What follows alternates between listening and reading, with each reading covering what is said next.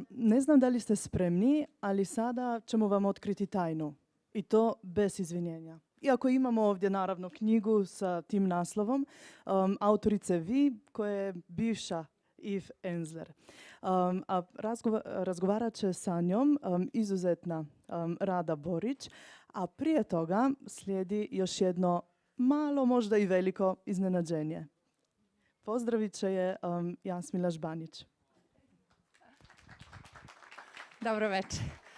Jel Iv neko prevodi? Ne. Dobro, hoću ja. Dobro večer. Na engleskom da kažem, da Iv razumije da budemo brži. So, welcome Eve, welcome Rada. Thank you Book and Bookstan for organizing this wonderful event, for publishing Eve's really fantastic book. I just want to say how happy I am that you are here, that this event is taking place, because you are such special women. I met you in '98. Yesterday I was asking Rada, how did we met in '98?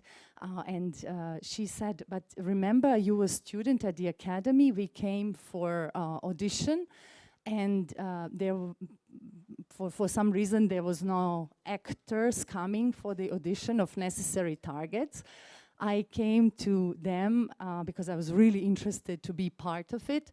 And I said, it's not really our custom to audition. Our actors are not used to audition. So we somehow bonded. I was assistant to their wonderful project, and we called actors, and I want to say hello to Vesna Masic, who is with us. She was in Vesna. She was wonderful in Necessary Targets. Yes, Vesna, the queen. And since then, our friendship started. Eve was always connected, with this region, always aware what's happening here, pushing the right ideas, pushing us women to do the best, supporting us in every way, and you are such an inspiration for all of us. Thank you so much. I'm so happy. Thank you, Rada.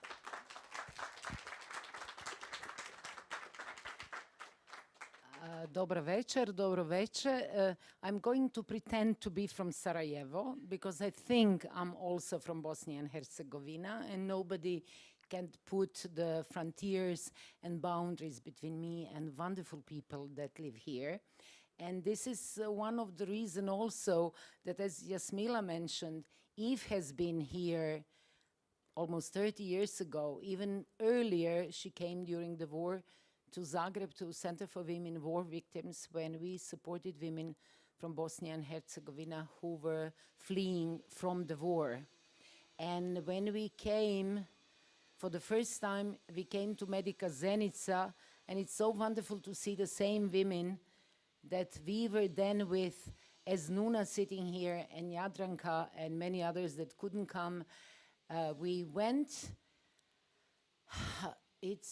it would be, I think that we arrived even the same date, 7th of July, 1996, just 4 days before the first anniversary of Srebrenica genocide. And we went with Nuna and with women from Srebrenica to Tuzla, where still that year, women expected just a year after that their husbands or brothers or sons would appear, that they would come from these mines that supposedly they have been, or that somebody would bring them back. They put little rouge. They have been crying the days before we started, and Eve was in the bus giving this miracle American pill Advil because we all had headaches. This is how we started supporting women and to show more empathy. And look where we are 20 years later, not only as Eve would say that there is no justice, nobody even said the word, I'm sorry, or make the apology. But that I wouldn't have an introduction to my wonderful friend that I think we said we are married, we are longer together than many couples we know. So, and she has been back to Sarajevo many times to Pitchwise Festival of Cure, and we visited Crvena, and we know about all the movements. I'm so happy I heard today that finally I think the small plants would be forbidden in Bosnia, that women from Kruščica succeeded. And I think this is about us and our resistance. And I think that the title is really perfect of Bookstan. And I want to, Bookstan sounds good too. Bookstan, I think it's wonderful. The title also, what for us is siege, and what for somebody who writes. And Eve said in a book in one place, in a voice of her father, that literature is passport to freedom, and I think art is passport to freedom. And thank you all for coming. But I let Eve at the beginning to tell a little bit about her experience from Bosnia, and how eventually you said, well, almost everything started on the Balkans about her writing. Not only necessary targets that we mentioned, a story, a piece about refugees, but also Vagina monologues. The first monologue started here. So Eve, welcome to Sarajevo, and the floor is yours. Thank you. Hi, everyone. Oh, you have to turn this on. Do I just? No, I got this. Hi, dobro veče.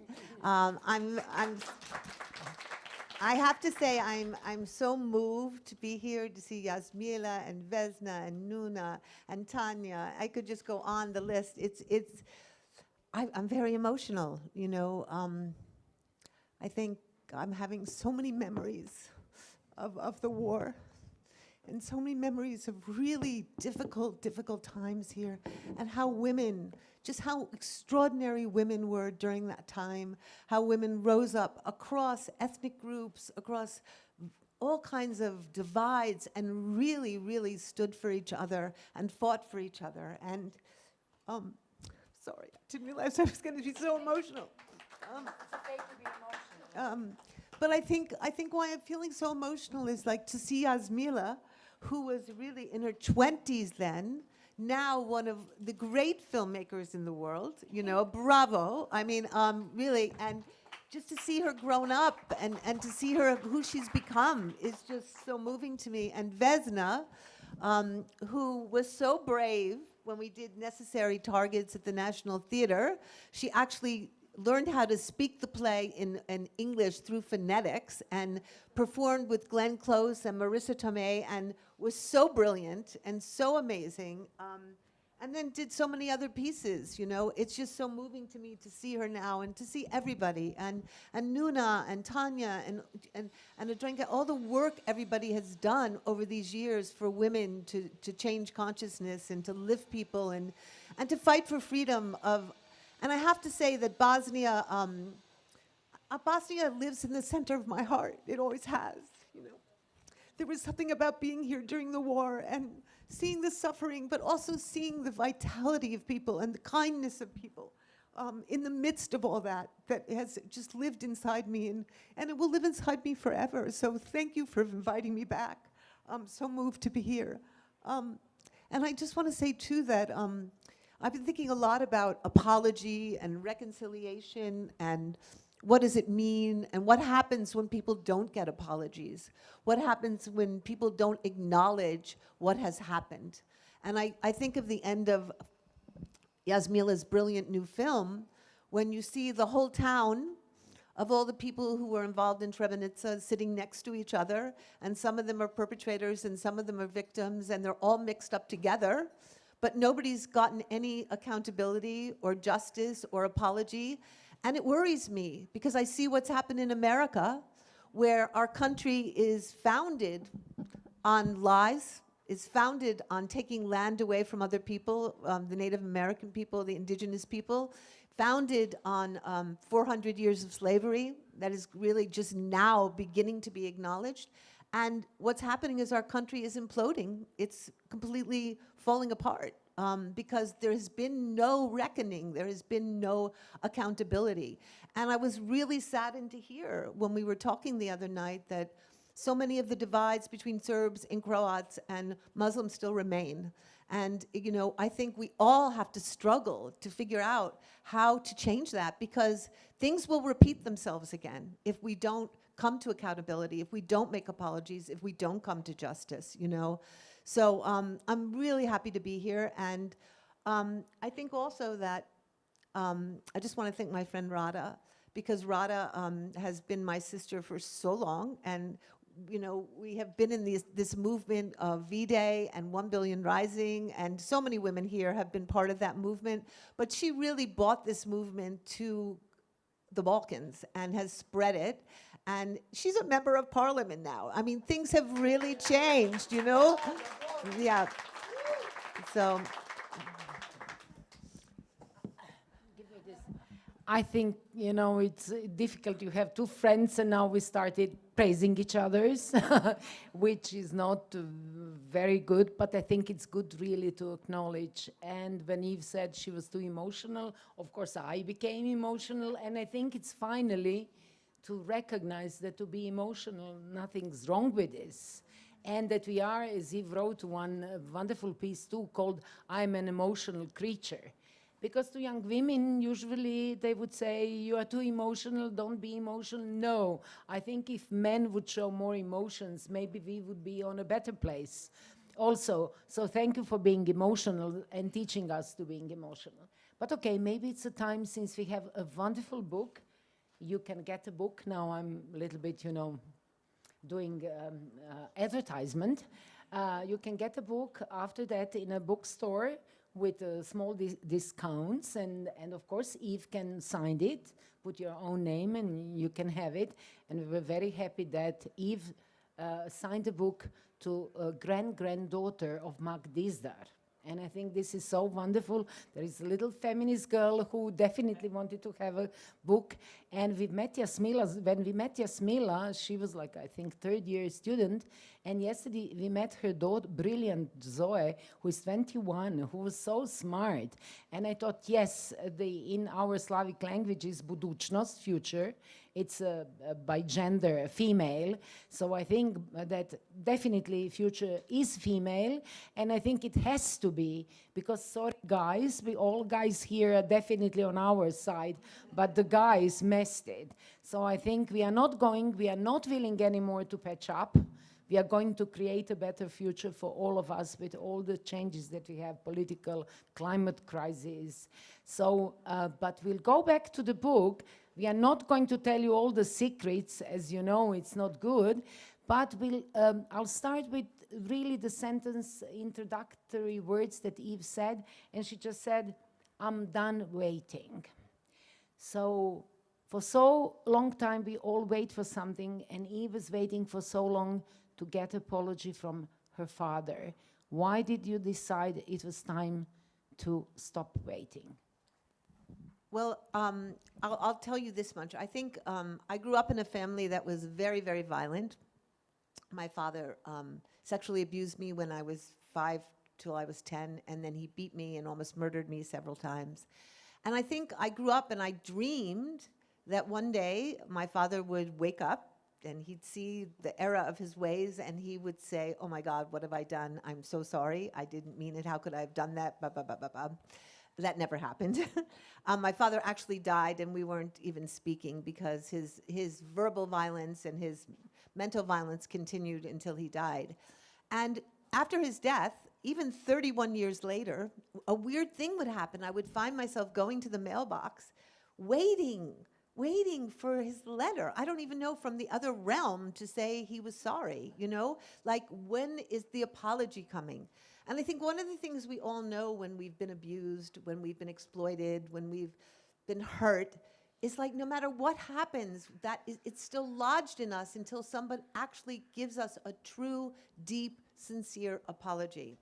And then the Me Too movement was happening in the States, and all these men were getting called out, but I kept waiting for a man to come out publicly and make a real apology, to really take responsibility for what he had done. And there weren't any. There weren't any. There weren't any. All men were doing were feeling sorry for themselves for being caught, right? And I started to think, have I ever heard a man publicly apologize for sexual abuse? Have I? And I started to read literature, and I could not find an apology. So I started to think, well, we've done everything else. I might as well write my father's apology to myself and write the words that I wanted to hear, write what I wanted him to say, write all the things I needed to hear in order to be liberated and free. And it was a very, very excruciating process, I have to say, because, to be honest with you, I never wanted to let my father off the hook. I never wanted to understand my father's pain. I didn't want to know why my father did what he did, because I was always so raging at my father, and I didn't care about the reasons he did it. But all of that kept me weirdly connected to my father. Like I was still his victim. I was always, no matter what happened in my life, if I was successful, I was like, see, you were wrong, I'm not stupid. You know, everything was proving to my father over and over again that he was wrong about me. So I was in this very, very sick relationship with him. And I didn't want to be in that relationship anymore. I wanted to be free of my father. So when I began this piece, I really I live in the woods now in upstate New York. I moved there about 7 years ago. And I just really asked my father if he would just come from the other realm and be with me. Just be with me through this experience. And it's very strange about the dead. They're all around us. They're all around us. They just need to be summoned. They need to be called. And what I discovered about my father is that my father was really stuck in this realm that he couldn't get out of because he hadn't processed what he had done to me.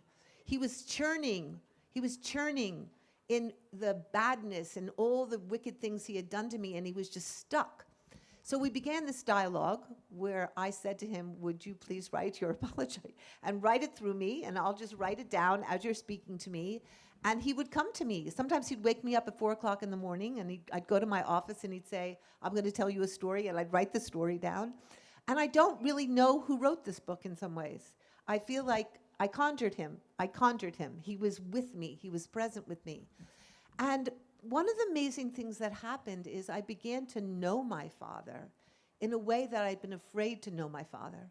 I began to see how my father had suffered. I began to see how patriarchy, what it had done to my father, how it had robbed him of his ability to be relaxed, to be free, to be himself, that there was so much pressure put on him to be the golden boy and the special one, and how he just kept pushing down his feelings, and his brother was abusive, and he denied it, and he pushed it down, and he became charming, and he became fabulous, and he became this, but he was always, always repressing his rage and repressing this darker shadow side of him.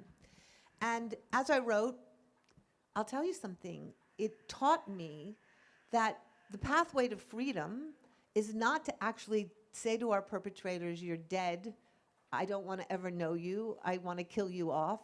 The pathway to freedom is understanding, not justification. My father was wrong, what he did was wrong, that will never change. But to understand why my father did what he did was my freedom. Because for so long, and I think this is true for many women who've been raped, I think this is true for many women and people in war who get hurt, you always blame yourself. You think there's something wrong with me, there's something I could have done better, what did I do to bring this on myself? Women are always being told you were wearing the wrong thing, or you were in the wrong place, or you did something wrong, or you were seductive, or you did something wrong. And writing this book, I realized it had nothing to do with me. It was about my father. This was my father. I was a child. My father did that to me as a child. I didn't bring that on. I was 5 years old. I was barely conscious as a human being. And I think I really began to learn two things. One, that the non-apology is really keeping patriarchy in its place. Men are taught from the time they're born that to apologize is a sign of weakness. It means you're not a man. It means you make yourself vulnerable. It means people can come and get you. I'm just reading this book right now on the Sackler, empire who put oxycodone into the world of America. And like, people were dying in droves. They never apologized. The lawyers would say, never apologize. Never make yourself vulnerable. Hundreds of people are dying, but you never apologize. So I think men have been taught, And if you think about this culture, if you think about every culture in the world, because every culture in the world is patriarchal, you think how men do not apologize, who never own their behavior, never own what they've never investigate what they've done. And it keeps everything and all the violence and all the pain recycling and recycling and recycling. And so to begin to apologize would actually be the beginning of not only the person who's been victimized, but the perpetrator's liberation. It liberates all of us. It frees all of us from our past. And the second thing I realized is that apologies are not easy things to do. It's not like, I'm sorry if I hurt you, or I'm sorry you feel bad. I'm sorry. Apologies are deep, reflective, humble processes that require great reflection, great honesty, time, and incredible amounts of attention. And I think they require humility. I think they require opening yourself to another human being. I think they are about equality. You know, once you apologize to somebody, you're equal with them, you're not above them. And I think, and I'll just say this last thing, I was invited to speak at the Riverside Church in New York.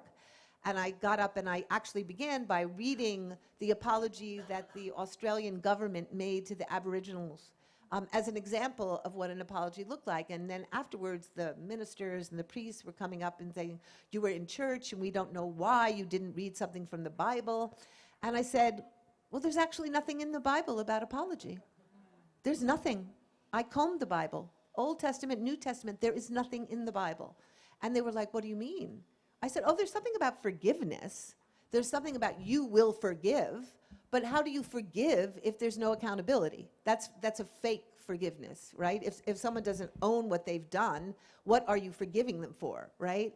And they were shocked and they said, you're right, there's nothing in the... I said, of course, it was written by men, right? There would never be a time that they would write into it that you must learn how to apologize. So I think, and I'll maybe talk about it a little later, that I think there is a real 4-step process in learning how to apologize, and I think it's something we all can learn, but I also think it's a pathway for men to really connect with women in a much deeper way and to really allow them to own what they've done. You know, my friend Tony Porter says, we've called men out, now we need to call them in, you know, so that they can be with us on this journey, so that they can own their behavior and be free of their behavior and change their behavior, because that's what apologies lead to. As you started, maybe that you continue, as I think it's still ringing, the kind of one of the key words around apology, why we do not apologize, that we do not want to show our weakness, and how this is wrong, and what steps we could do. As you said, we could all learn that to expose, to be vulnerable, nothing's wrong with this. So how we undo all this, what we think that to be vulnerable is bad, to be emotional, I'm going back, and what does it mean to be weak? Are those killers, are those rapists, are they strong, or eventually what's weakness? Well, for me, and I can only say this, I think vulnerability is the greatest strength. When you are able to be vulnerable, it's an indication of your power. Right? Because it means that you are open and you can stand in openness. And I just will say that I think there are 4 steps to an apology. 1 is really examining who you are. Like, I first asked my father, like, what kind of man? Who made you? What went into making you as a human being? What were you taught about yourself as a man? What were you taught about yourself as a human being? What went into me being capable of doing something like that to you? What constructed me, right? And I think you can look at any situation like that. You can look at white supremacy and go, how did I become a white supremacist? How did I become a Chetnik?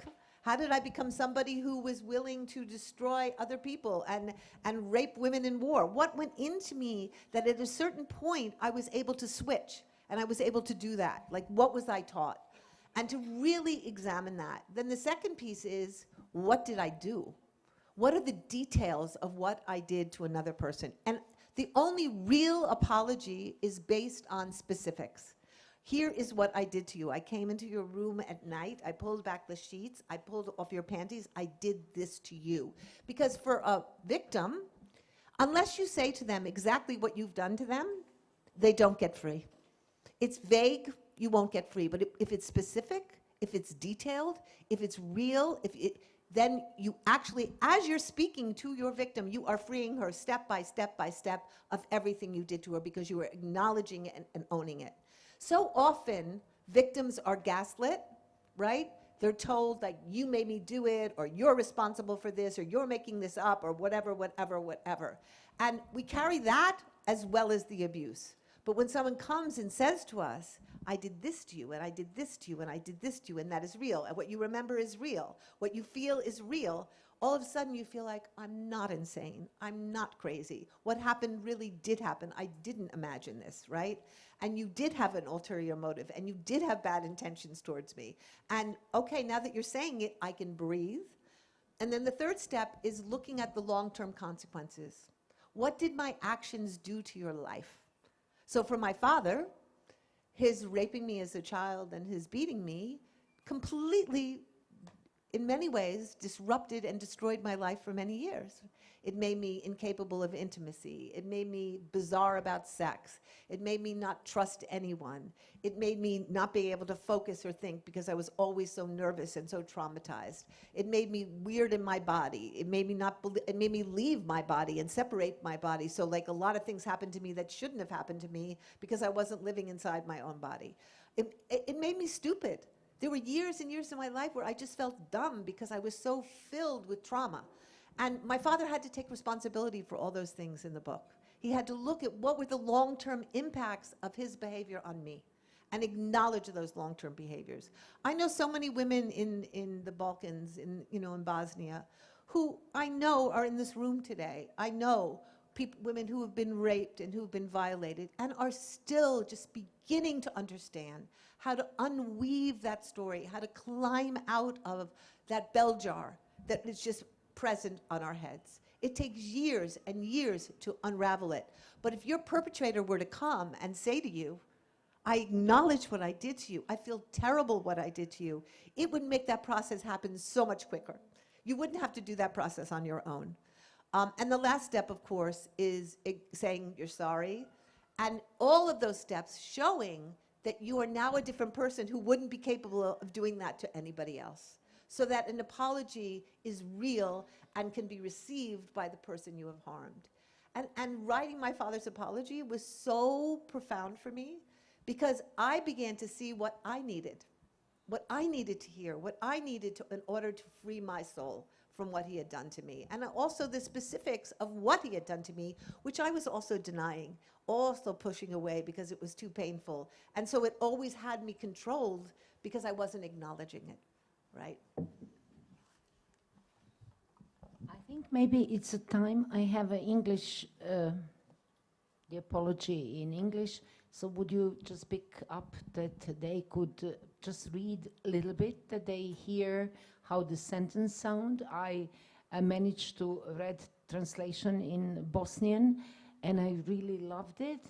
And also, sometimes we forget to acknowledge the translators, because they have to pass into our language all the feelings what are in the book. And I think also I have to praise a woman who did a cover of Izvinjenje, and Lala is sitting in the first row, because in Bosnian, and I explained to Eve, when you have Izvinjenje, how the design is done, you have nje, and you have like from her twice. And eventually, when you look into the style, I'm not anymore the literary critic. There are many in this space this evening, but then definitely you could hear two voices. There is a voice of a father, but there is a kind of a neutral voice from time to time. And this would be, although they are both Eve's voices, as she said, she never got this apology and she had to write it, but I think she really captured the voice of her father, how in the way he would write, how he would write as a child, that he felt just being object, never properly loved. And it's not like Eve said that he would like to release himself from the deeds he did. But I think it's very good just to feel how in English it sounds, and when you would read it in Bosnian, then you could feel how has a very good rhythm in our language, that you read it rhythmically as one is breathing. So if just pick up, anyways, they heard your voice, but maybe to hear the voice of your father. I'm trying to think what I'm going to read. All right. I didn't prepare this with her. Just like Okay, I know what I'm going to read. Okay.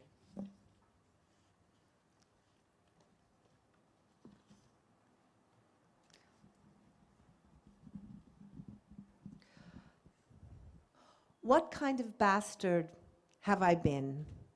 What kind of destruction have I wrought?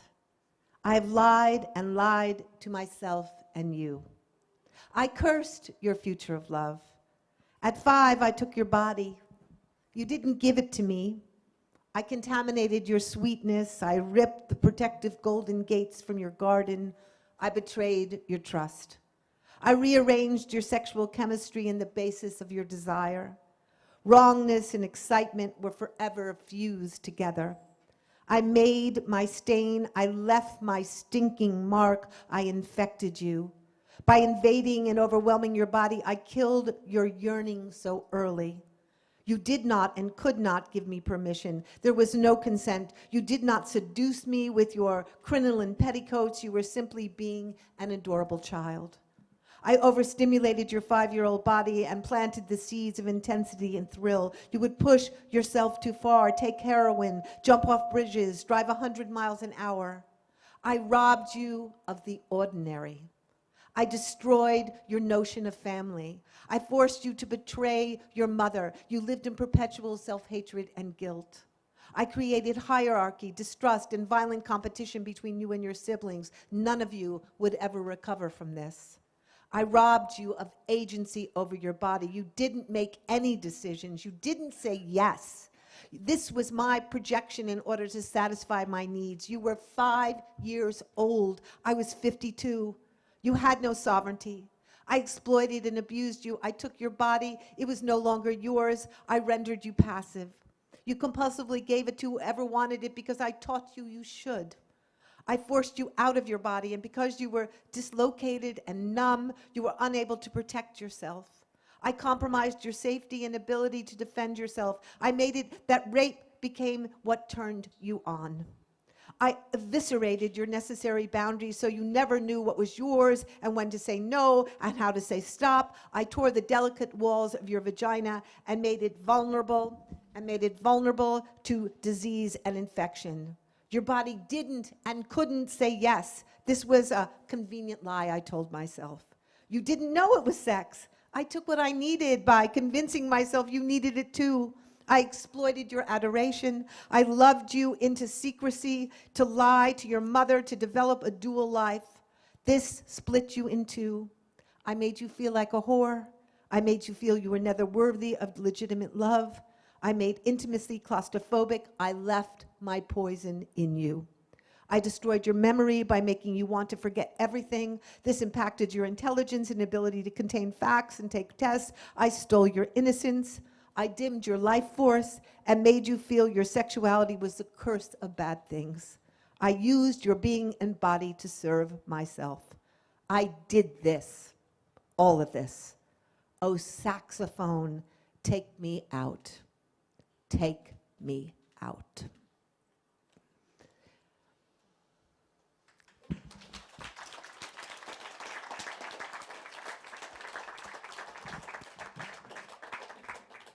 As you could see, she just picked up. Of course, you knew where, but we didn't agree what you would read. I think you could see that one also, as a writer, has to have a courage to put all this, one would say, horrors on a page. What's done to somebody when you misuse trust? And when you misuse trust of a child, it's similar if we close our eyes and just listen what happens, it could be to any other woman in any other situation. And all this taken away more or less from somebody. So of course during the war one is not misusing somebody's trust, but one is really raping somebody's future in a sense that one needs years and years of therapy. When you think what's done to Eve and look where she's standing and how Eve is sharing with us, we know that this has to be shared to encourage other women to see that they can have apology to themselves and the way they would know to do it. Eve, you just before Sarajevo, you were in Kenya and before that in Congo, and tell a little bit, sometimes we feel that only horrible things happens to us, and this neoliberal capitalism brought only me, us and us in everything, but also in trauma. But trauma and what's going on to women, I think it's good to see in a perspective that this patriarchy is doing to many women all over the world, and also some of the men or transgendered people. Well, I just say that I was just in Bukavu in Congo, where we have a beautiful, beautiful place called the City of Joy. And it's truly one of the most holy places I've ever been in the world. I mean, there is such joy and there is such transformation. There are, every 6 months, 90 young girls between 14 and 25 who have been massively sexually abused in the ongoing economic war in the Congo, which is a war waged by the West for minerals and stealing coltan and gold and copper from the mines that go into our cell phones. And what's really amazing about City of Joy is women come for 6 months, and they have an amazing team of social workers and staff who love them, who care for them, who work with them so that they transform their pain into power. And when they come, they are usually starving. They can't even look at you in the eye. They are usually they haven't had any place that they've lived. They've been in exile because they were raped in their communities. And when they leave, they are the most powerful, beautiful, amazing women you have ever seen, who then become leaders in their communities. But one other thing that really hit me is I did a workshop when I was there for our staff, because they're using this exercise with the girls in their therapy, where they write letters to their perpetrators, to themselves. And what was really amazing was to see how many of our staff needed apologies. And it really hit me that there's nobody sitting here in this audience, correct me if I'm wrong, who isn't waiting for an apology from someone. If there is, will you raise your hand? I think we're all always, there's someone or many people who have not apologized to us. And what I was saying to the staff is that non-apology lives in the center of us. It becomes bitterness, it becomes anger, it becomes violence, it becomes a refusal to trust. It becomes so many things that push people away. But when you begin to apologize, when people begin to apologize to you, then you get free, and then there's fluidity and energy can flow, and there can be a gorgeous relationship between you and other people. And I think part of what I feel now is whenever I'm wrong, I honestly cannot wait to apologize. I can't wait, because I know it's done then. I'm not going to walk away and hold on to it for the next 10 years or the next 10 months or the next 10 minutes. It's finished. And yes, I'm vulnerable, and I want to be vulnerable. I want to be vulnerable. I want to live as a vulnerable person in the world. And I see these young women at City of Joy who have nothing. When I tell you nothing, I mean they have no money, they have no homes, they come there and they are bankrupt of everything except their souls, right? And over a period of 6 months, I see what happens to them. I see how they begin to dance and how they begin to sing and how they do theater and how they learn and how their brains begin to function and how they start to dress and care about themselves and look fabulous. And I realize it isn't that hard to change each other. It just requires love. You know, I'm getting older, and I remember when I was younger and I would look at wise older people and they would say things like, everything's about love, and I would be, yeah, okay, yeah. I'm that person now. I'm that person now. I think that love is the most powerful thing that we have. And what does love mean? It means that you see the person in front of you. It means that you respect them. It means that you offer care. It means that you don't demonize them or otherize them or make them somebody else. I was just so sad to hear that Muslims and Croats and Serbs are all entering schools from different entrances. And I was thinking, what do we learn from the war? What did we learn from the war? What do we learn from things? And if we don't apologize, if we don't render ourselves vulnerable for the misdeeds that we've done. I was thinking, Yasmila, at the end of your film, what if all those people had an apology session where they could sit down and say, this is what I did to your father. This is what I did to your brother. And I feel terrible for that. And I want to make amends to you. And I want you to, the whole world would change. That whole community would change. And it's instead we walk around like this and ooh and that and fearful and whatever. And I guess what City of Joy is teaching me every day is that if we create communities of care, if we create communities that are based on our desire to see our brothers and sisters improve and have better lives and grow and be the best of themselves, because that's what we want for every girl at City of Joy. We want her to be the best. And those girls now are going on in their communities. Some have become women who tour the world speaking about sexual violence. Some have started collectives of farms where they have brought all these other girls who have graduated into their collectives, and now they're owning land and farming for their communities. Some are being doctors. Some are developing oils. We're just seeing like a complete shift because they have been loved, because they have been cared for. They are now spreading that to other communities. And it doesn't require that much. It just requires shifting our willingness to be loving people to each other, I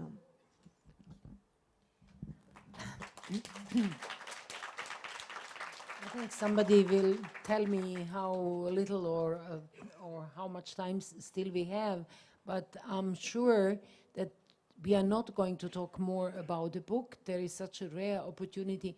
We have somebody who has also been activist for years, and we all have facing the fact what happened around women's rights in the States, and maybe from first hand, Eve could tell us a little bit more. And we all know that is what happened in the country that always sells democracy all over the world. So we already are mirroring this, and it's spilled over to Europe. We know the situation in Europe for many of the countries, not to mention only Poland or Hungary or Malta that had it before.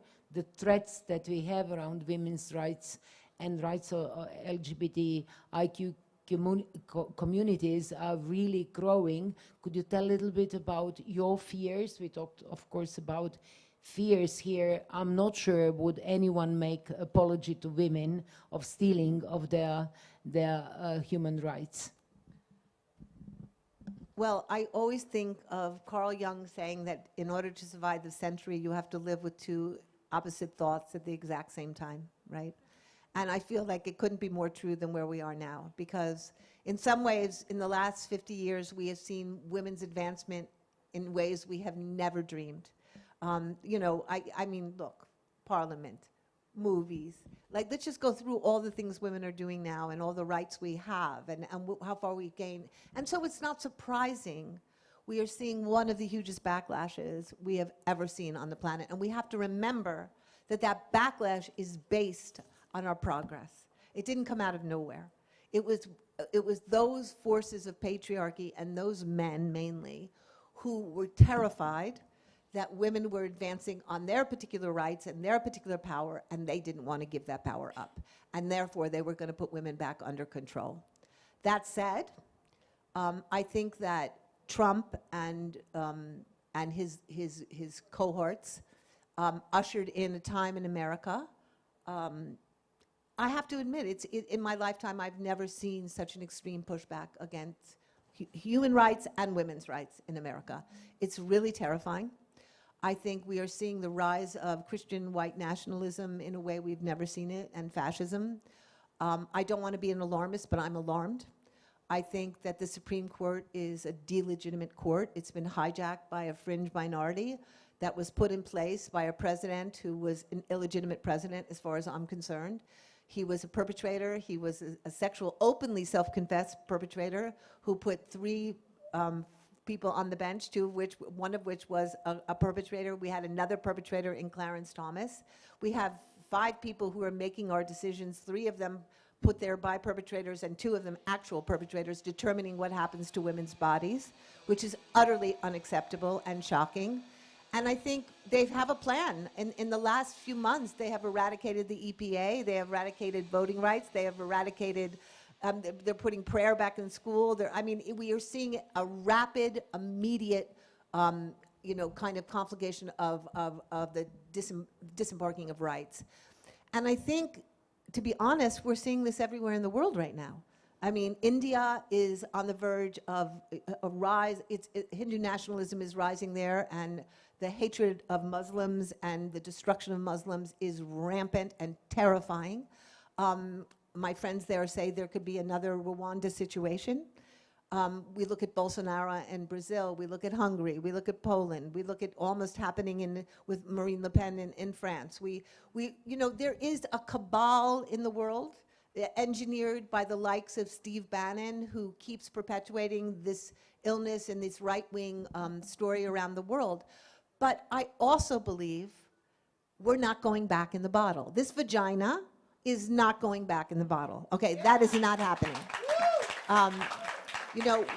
Once your vagina is free and walking the streets and knows it is liberated, you're not putting it back anywhere. And the difference between our rights now is 50 years ago, we didn't have rights. We didn't experience freedom. We didn't know what freedom was. Once you have freedom, it's much more difficult for women or people to accept that. LGBTQI, same thing. Nobody's going back. So the question is, I just did a piece in The Guardian last week, and I was just saying, like, what are the forms of our revolt? What is revolt going to look like now in America, where they have 400 million guns, more guns than we have people in the country? Like, how do we revolt against those guns? And I think part of what we all have to be imagining is, how do we resist this oncoming fascist trend, this oncoming Christian nationalist push that is rising everywhere in the world? And the way we do that, in my opinion, is through global solidarity, sisterhood and brotherhood, unity, and understanding that when we are fighting against climate catastrophe, fighting for workers' rights, fighting for against white supremacy, we are fighting for the same story, which is fighting against neoliberal, racist, fascist patriarchy. It's the same story. And that story is impacting the earth, it's impacting gay people, it's impacting trans people, it's impacting our body, it's impacting workers, it's impacting all of us. So how do we join forces? In America, things are very siloed, where you're just working in your little silo on your particular issue, but we can't do that anymore. We have to stand up for everybody's issue and understand, when I'm standing up to stop a dam, I'm standing up for women's rights. When I'm standing up for women's rights, I'm standing up for a dam. They are not separated issues. And I think we all have to be vigilant. We all have to be bold. We cannot go to sleep right now. We cannot say, oh, there's nothing we can do, because that will lead, there's a brilliant book by a writer named Robert Hafner. It's called, not Our Hitler, but Something Hitler, that he wrote. He was a journalist in Germany. And he said there were 3 reasons when Hitler came to power that he was allowed to take over. One was that people were very, very used to their comforts, and they didn't want to give them up. 2, they didn't really believe it was happening. And 3, the left was divided. So it feels like exactly where we are right now. And I think we all have to understand that those of us who are progressive, those of us who are radical, have always been leading the way, always. Whether the people who are more liberal are in the middle, take their time to catch up, we've always been pushing so that people come with us. And we have to respect progressives. We have to respect radicals. We have to listen to them, because they are outliners. They are not people who are joined in their comforts to the system. They are people willing to give up those comforts for real change.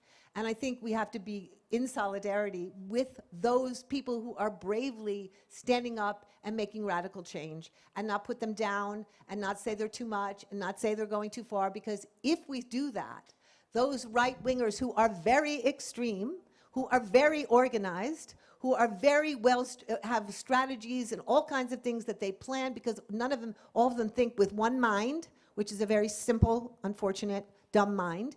They all think the same. They will eventually rise and take over. And I believe in the power of women, and I believe in the power of our brothers who support us, that if we do not join forces around the world and understand that in every country women are facing the exact same thing, and that our struggles are intertwined, our solidarity is our power, our global solidarity is our power. When Afghanistan became horribly abandoned last year, we didn't save the women of Afghanistan, but OBR managed to get women to rise in this country. 80, 90 countries rose up for the women of Afghanistan. And my sisters in Afghanistan told me they knew we couldn't stop the Taliban, but they know they're not alone. They know they're connected to women around the world, and that connection is giving them hope and keeping them going, because they know they're part of a world that sees them. That's a lot. That's a lot. And if that's all we can do for the women of Afghanistan right now, we have to keep doing that for the women of Afghanistan.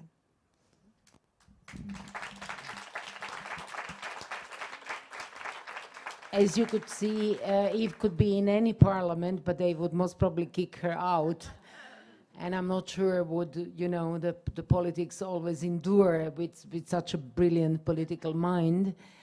So a side of art that we know is healing and transformative, it's also the words, powerful words. And as Eve spoke or read the piece of the apology, a little part of this, you could see how also empowering it is when you share words, and how whoever would read it, whoever passed through a similar thing, could find the courage and could find the strength to also start own healing process and doing own apology if needed. But maybe to finish with a little bit lighter thing, but connected to also a horrible thing. We talked about the war, we talked about the political situation all over the world.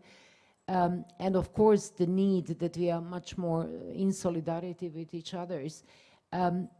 It's not anymore that we talk also about climate change, we talk about climate catastrophe that is waiting for us. As we can see, even in the region, the temperatures are rising, such a temperature so early in summer we never had, and like in Spain, they have 50 Celsius degrees that they didn't have for 70 years.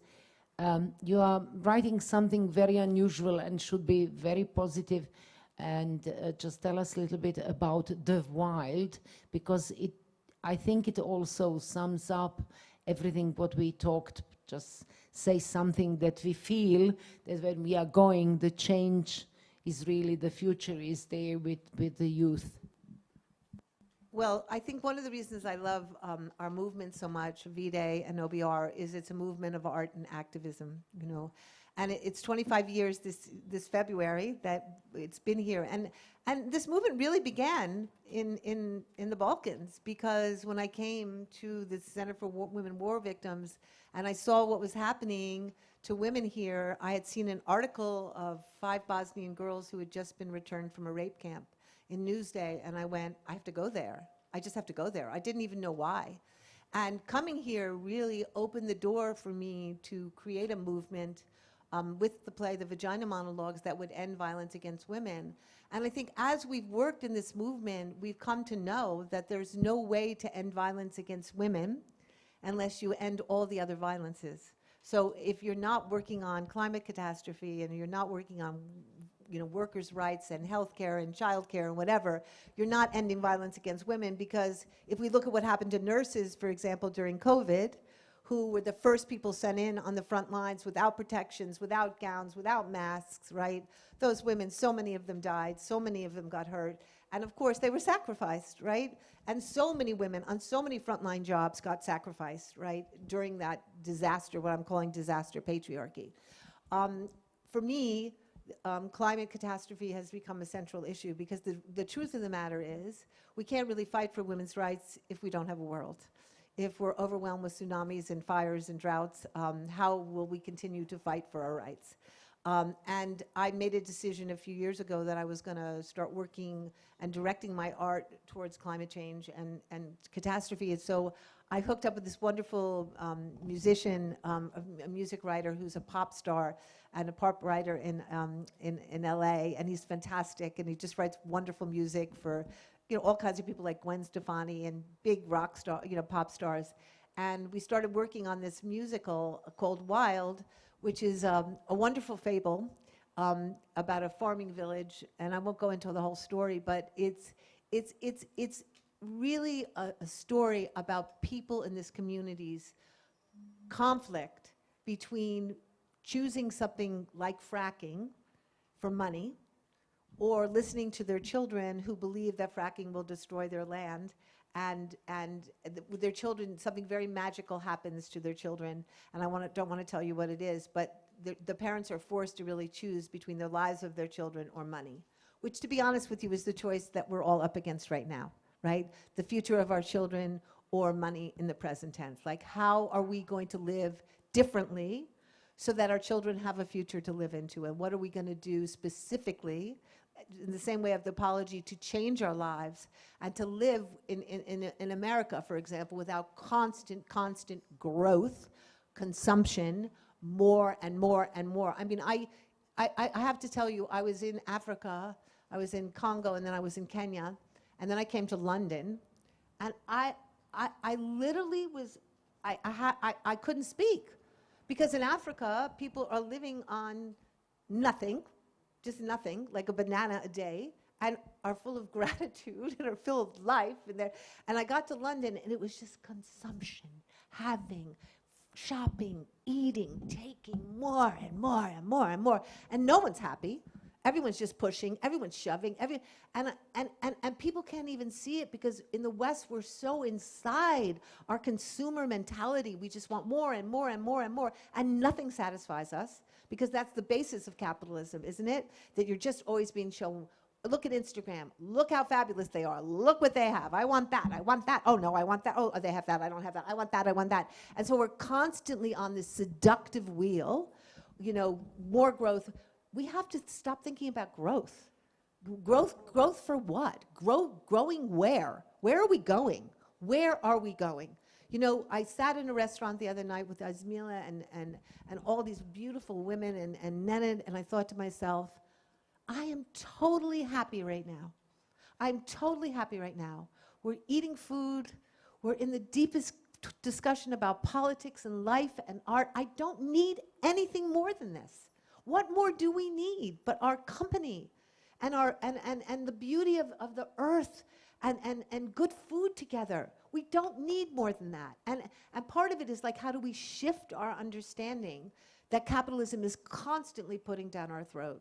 You know, I'm sorry I'm bringing up this book about oxycodone, but I'm right in the middle of it, and it's just like, one of the things I see about what the pharmaceutical companies did is they just made it so, they just told lies.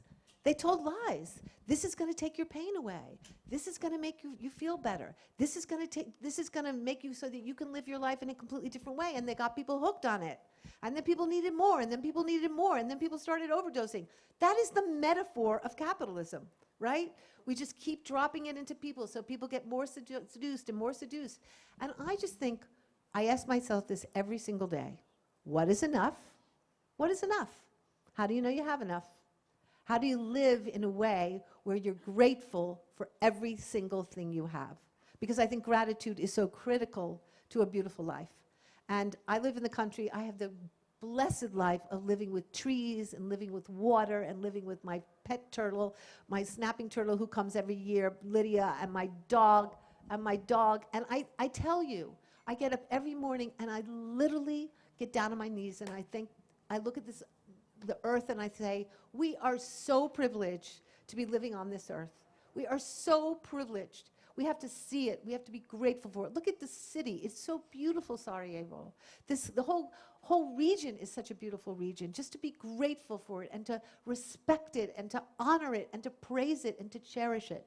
And I think, you know, this musical, hopefully, it's very, the music is very, it's very inspiring and it's very wild, and the whole musical is very it's very out there, it's very imaginative, and I'm hoping it's going to lift people's spirits, because I think what we need to do now more than anything is raise our vibration, because when the vibration is high, people get inspired and they can imagine, and we need every single person's ideas, imagination, vision, talents right now in order to turn this world around so that we all don't get thrown off the planet. So thank you.